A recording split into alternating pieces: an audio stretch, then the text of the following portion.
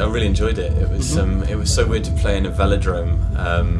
It's not something I can say I've ever done before, but it was really cool. Sound was fantastic, and visuals were great. So I was really surprised with the sound. Oh, cool. Well, that's good. Surprised in a good way.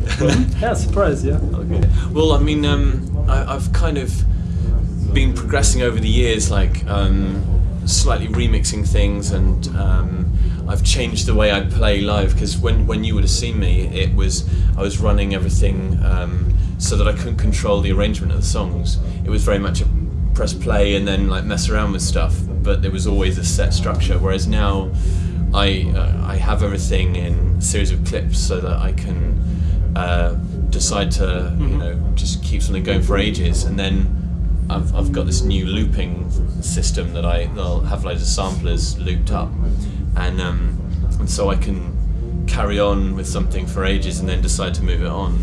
So I think that's just because of like all the extra gear that I have, that I've been able to make it slightly more heavier and a bit more experimental-ish. It's still very mainstream, but it's I'm trying to get as experimental as I can. I heard someone said it's kitsch without being kitsch. It sounds like kitsch, but that's good. Which I think is a good point. Yeah. Well, I mean, I guess it's teetering on the edge of being quite pop, but it's packaged in a different way. I mean, if you strip the songs down and play them acoustically, you can very easily work them up into pop songs. Probably wouldn't be very good pop songs, but there'll be songs in it nonetheless. But yeah, it's the production, I think, that makes it slightly left field, which is my thing, really.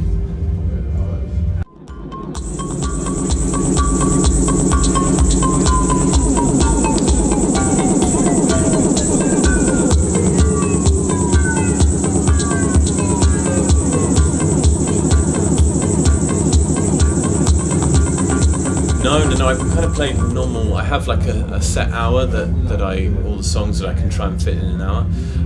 But because it was slightly less than an hour, I had to drop a couple, and depending on the night, either the ones that I tend to drop. So there's slightly slower ones that I drop, and just to include the slightly heavier ones. So you know, it's a difficult. It's like you have to include the ones that people might know, recognise, and want to see, and then you also got to balance it out with, you know, the fact that it is an electro night, so you kind of got to make it a bit more party-ish.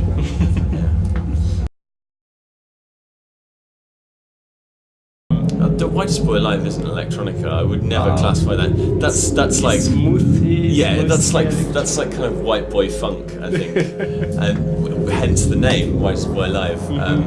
I don't think there are any electronics there at all. It's like a live drum kit and a Rhodes and guitar. However, Erland Doy's solo stuff, like the album Unrest, is fantastic. You know, that really mixes the great songwriting. I mean, that for me is like Postal Service and Erland Doy's Unrest album are two of my huge influences. So yeah, like Erland Doy is massive. It's amazing. And how do you feel when people say James Yuill is folktronica? What does it mean? I don't mind it. Folk's a real dirty word. I would prefer someone to just call me. I don't know, actually, something not offensive maybe, but yeah, no, I think it's the closest thing to describe it. It's the mixing of acoustic singer-songwriter stuff with electronic music, so you know, there's no real proper word for it, but I guess folktronica is the closest you're going to get, but I just don't like the word folk. It kind of sums up something quite twee and traditional, you know.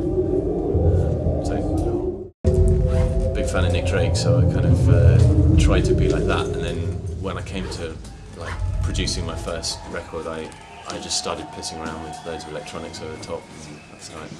So I basically just kind of, it was a natural thing to just start producing it and then to start doing it live. So.